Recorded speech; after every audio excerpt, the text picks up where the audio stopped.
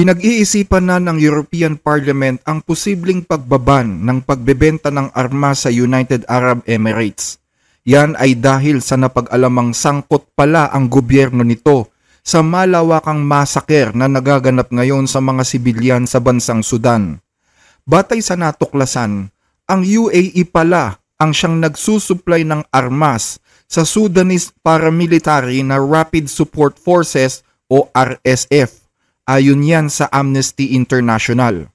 Sabi pa ng Amnesty International, lalo daw nadadagdagan ang mga ebidensya na ang UAE ang nasa likod ng terorismong inihahasik ng nasabing armadong grupo dahil sa pagbibigay nila ng arma sa mga ito. Ang RSF ang sinasabing nasa likod umano ng libu-libong kaso ng torture, panggagahasa sa mga kababaihan at extrajudicial killings sa bansang Sudan. Itinanggi ng UAE ang paratang na ito, pero maging ang United Nations at ilang mga human rights group ay hindi naniniwala sa kanila dahil na rin sa bigat ng mga ebidensya. Tanong tuloy ng marami, kung totoo ito, bakit hindi daw nagsalita ang mga bansang Europeo at maging ang Estados Unidos na kilalang mga kaalyado ng UAE? Sagot ng isang analyst, yan ay dahil parang ATM umano ang tingin ng mga European countries sa bansang UAE na handang mag-invest ng bilyong-bilyong dolyar sa kanilang mga bansa. Sa madaling salita, dahil sa pera. Pero ngayong nagkabukuhan na, pinag-iisipan ng mga bansang Europeo na parusahan ang UAE. Rights group Amnesty International has accused the Sudanese paramilitary Rapid Support Forces of committing war crimes in the town of El Fasher and says the United Arab Emirates had facilitated their action. The UAE is accused of supplying the weapons used by the RSF. Now, the European Parliament is considering a ban on weapon sales to Abu Dhabi.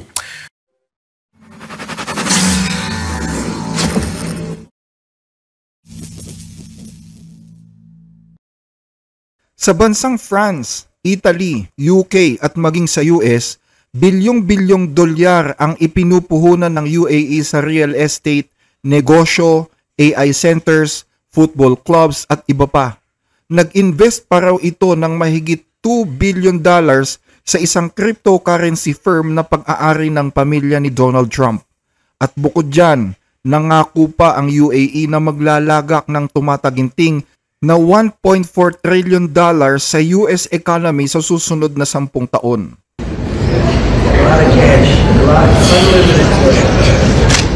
Malaki rin ang kita sa pagbebenta ng armas sa UAE. Kaya naman patuloy ang pag-aproba ng US sa mga weapons deal mula pa noong administrasyon ni Joe Biden at nadagdagan pa ito ng $1.6 billion sale ngayong taon sa panahon ni Trump. Sa Europe, pangunahing bumibili ang UAE ng mga arma sa bansang France. Noong 2021, pumirma sila ng isang napakalaking kontrata kung saan umorder ang UAE ng 80 fighter jets mula sa France na siyang itinuturing ngayon na pinakamalaking weapons export deal sa kasaysayan ng Pransya. Ayon sa mga eksperto, napakalaking halaga ang ibinubuhos ng UAE, umaabot sa tens of billions of dollars sa mga bansang kanyang kaalyado na nakakatulong naman sa arms industry ng Europe at nagbibigay pa ng libo-libong trabaho doon. Pero kamakailan, natuklasan ng mga investigative journalists at ng mga human rights group na ilang porsyento pala ng mga armas na binibili ng UAE sa UK at France ay napupunta sa mga miyembro ng RSF sa Sudan. Yan ay kahit alam ng lahat na nagpatupad ang UN ng arms embargo sa Sudan para mabawasan sana ang kaguluhan doon. Sabi nga ng isang analyst, beggars can't be choosers. Kaya kung gusto mo ng malaking investment mula sa UAE, kailangan mong maging mabait sa kanila. Bukod sa armas, isa pang dahilan kung bakit itinatago ng mga Western countries ang kasalanan ng UAE sa Sudan ay dahil isa ito sa pinakamalaking exporter ng langis sa buong mundo na nagiging dahilan ng pag-leverage nito sa presyo at supply ng langis sa maraming bansa. Malaki rin ang puhunan ng UAE sa renewable energy, lalo na sa green hydrogen. Sa katunayan nga ay kasalukuyan na itong nakikipag-ugnayan sa European Union para sa trade deals. Kailangan ng Europa ng mga produktong pang-enerhiya, lalo na unti-unti na silang kumakala sa mga energy products ng Russia. Bukod pa dyan, nakatingin din ang lahat sa UAE bilang partner sa pagpapanatili ng seguridad sa Middle East, kaya't mahirap itong patawan ng sanctions o pagbawalang bumili ng mga armas. Mula kasi nang magsimula ang Arab Spring o madalas na revolusyon sa mga bansang Arabo, unti-unti nang dumistansya ang mga Western countries sa Middle East. Kaya't imbis na sila ang magbigay ng proteksyon sa rehiyon, iniasa na lang nila sa kanilang mga kaalyado sa Middle East ang trabahong ito. At isa ang UAE sa pinakamalakas na kaalyado. Sa katunayan noong 2024, binansagan ng US ang UAE bilang major defense partner, isang titulo na tanging itinatawag lang sa bansang India. Sa United Arab Emirates din makikita ang Jebel Ali Airport sa Dubai, ang pinakamalaking port of call ng US Navy sa buong Middle East. Dahil dito, lantad ang matibay na samahan at strategic alignment ng US National Security Interest at ng UAE. Kaya naman posible talaga na magkaroon ng conflict of interest kapag isusulong ng US at ng mga Western countries ang kapayapaan sa bansang Sudan. Mahirap pagbawalan at sitahin ang UAE, kaya't ang suma, mahirap ding pigilan ang daloy ng arma sa RSF na isa sa mga nakikipag-agawan ng kapangyarihan sa Sudan. At maliban sa mga akusasyon na ang UAE ang nagbibigay ng armas sa militanteng RSF sa Sudan, nagpapadala pa daw ang UAE ng mga bayarang sundalo mula sa ibang bansa para tumulong sa RSF. Batay sa datos na inilabas ng Yale Humanitarian Research Lab, umaabot daw sa mahigit 67,000 na katao ang pinagpapatay sa Sudan sa loob lamang ng isang linggo mula November 14 hanggang November 21. Mas malaking bilang yan kung ikukumpara sa mga namatay sa Gaza sa loob ng 2 taon. Ibig sabihin, ang pinatay sa Sudan sa loob lamang ng isang linggo ay higit pa sa pinatay sa Gaza sa loob ng 2 taon. Sabi nga ng isang Sudanese scholar na si Dr. Mohamed Osman, ang nangyayari sa Sudan ay hindi lang basta isang simpleng labanan, kundi isang malaking extermination. Karamihan sa mga massacre at genocide ay isinisisi sa grupong RFS, gaya na lamang ng mga patayan sa bayan ng Al-Fashir at sa Darfur region. Sinakop ng RSF ang lugar na ito at pinagpapatay ang libu-libong katao kabilang na ang mga sibilyan at mga sundalo ng Sudanese Armed Forces. Pero hindi lang RFS ang salarin. Batay sa report ng Human Rights Watch, maging ang Sudanese Armed Forces ay involved din sa malawakang pagpatay sa iba-ibang mga lugar. Sa kabuuan, nasa 150,000 o higit pa ang mga sibilyang namatay sa karahasang ito. Kung matatandaan, hiniling ng Crown Prince ng Saudi Arabia kay Trump nang bumisita siya sa White House noong isang linggo na tumulong sa pagpapahinto ng kaguluhan sa Sudan. Bilang tugon sa hiling na ito, nagpalabas ang US ng isang bagong peace plan para sa Sudan. Pero tinanggihan ito ng 2 naglalabang paksyon, ang RSF at ang lehitimong Sudanese Army. Bagaman sinasabing sumang-ayon daw ang RFS sa ceasefire na ito, hindi naman nila ito opisyal na idiniklara, kaya patuloy pa rin ang paggawa nila ng karahasan. Habang ang Sudanese Army naman ay hindi talaga pabor dito dahil kasama sa kasunduang ito na buwagin ang armed forces ng bansa. At karamihan pa raw sa mga itinakda ng peace plan ay pabor sa RFS. Naniniwala ang Sudanese Army na ang UAE na isa sa mga peace negotiator at nagsusulong ng bagong peace plan ang nasa likod ng mga kasunduang ito. Kasama ng UAE ang US, Saudi Arabia at Egypt. Sa totoo lang, ayaw ng Sudanese Army na isali ang UAE sa peace negotiations na ito, lalo't alam nila na ang UAE ang supplier ng mga armas ng kalabang grupo na RFS. Bagaman idinideny ng UAE ang mga akusasyong yon, may mga ebidensyang nailabas na nagdidiin sa kanila. Sa katunayan, noong August 10, 2023, 4 na buwan pa lang mula nang magsimula ang gulo sa Sudan, naglabas ang Wall Street Journal ng isang bombshell exclusive report. isang cargo plane mula sa UAE na ayon sa dokumento ay magdadala lang daw ng humanitarian aid para sa mga taga-Sudan ang lumapag sa bansang Uganda.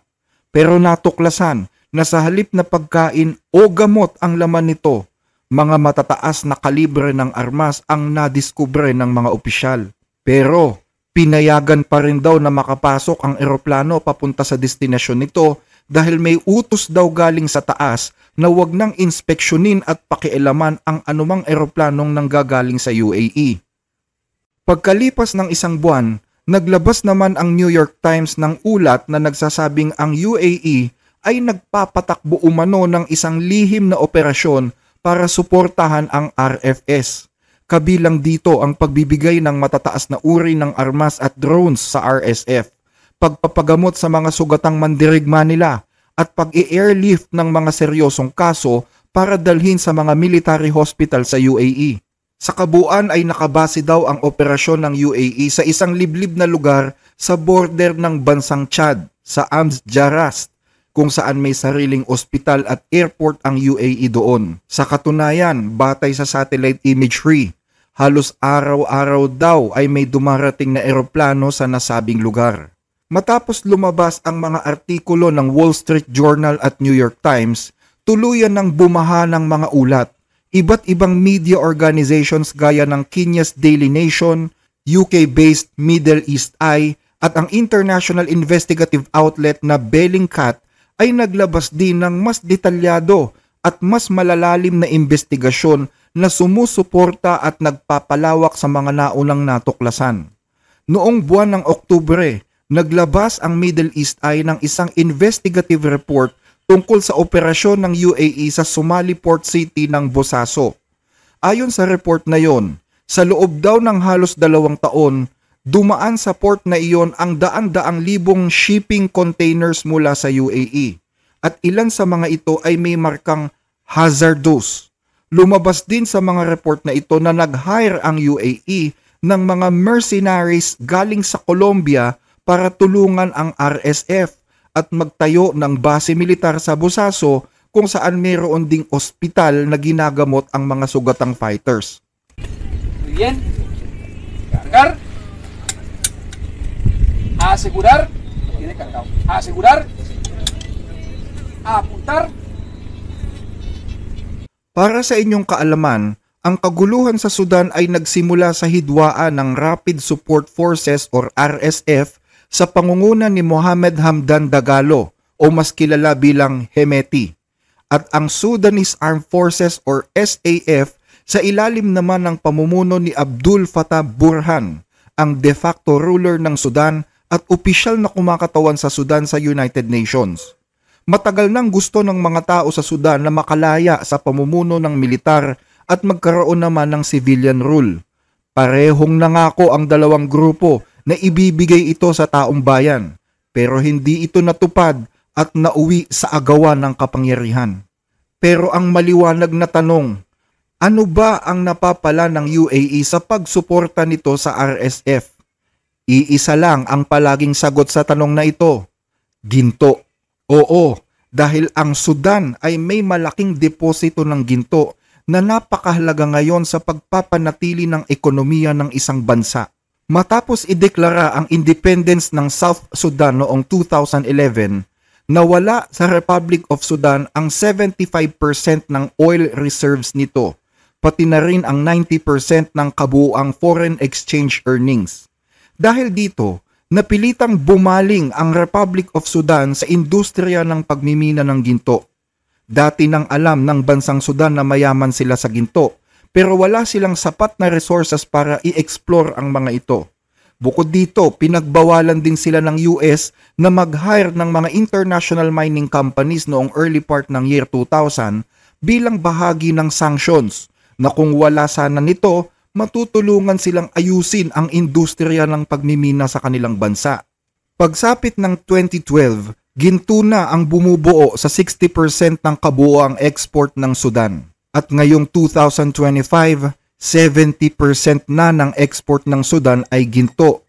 At ang produksyon nito ay tumaas pa from 41.8 metric tons noong 2022 hanggang 64 metric tons noong 2024. Nagkataon naman na karamihan sa mga gintong ito ay nanggagaling sa mga lugar na kontrolado ng RSF. Mayaman ang leader ng RSF na si Hemeti. Mayroon silang malalaking negosyo sa iba't ibang field na halos lahat ay nakabase sa UAE. Habang lumalakas ang kapangyarihan ni Hemeti, mas lalo din niyang pinalalakas ang koneksyon niya sa bansang UAE. Sa madaling salita, mayaman at politically connected ang RSF at ginagamit nila ang negosyo at international connection para palakasin ang kapangyarihan at makabili ng armas. At batay sa ulat ng The Guardian, humigit kumulang 90% ng ginto ng Sudan na nagkakahalaga ng higit sa $13 billion ay naipupuslit daw papunta sa UAE. Ang totoo, noon pa lang 2017, ginagamit na ang Khartoum Airport at ang Port of Sudan para mag-smuggle ng mga ginto papunta sa UAE. Kaya hindi nakakapagtaka kung bakit maraming analyst ang naniniwala na ginto talaga ang pangunahing dahilan kung bakit malalim ang interes ng UAE sa digmaan na ito. Sa katunayan, City of Gold na nga ang tawag sa Dubai. Pero sa likod pala nito ay ang pagdanak ng dugo ng libu-libong inosenteng mga tao sa Sudan.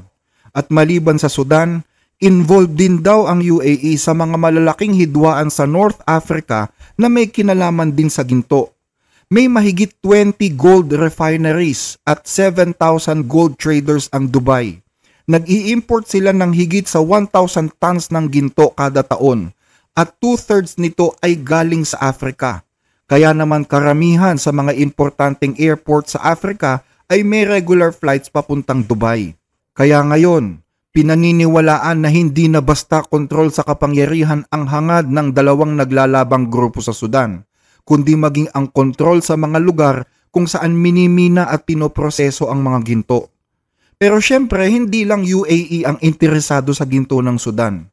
Maging ang bansang Egypt na pangunahing supporter naman ng Sudanese Armed Forces na pinamumunuan ni Borhan ay interesado din sa ginto. Lalo na ngayon na kailangan ng Egypt na palakasin ang gold reserve ng kanilang central bank dahil sa krisis sa ekonomiya. Sa katunayan, naging maluwag ang Egypt pagdating sa mga patakaran ng mga gintong pumapasok galing Sudan. Mahigit 1.5 million refugees ang pumasok sa Egypt mula nang magsimula ang digmaan sa Sudan.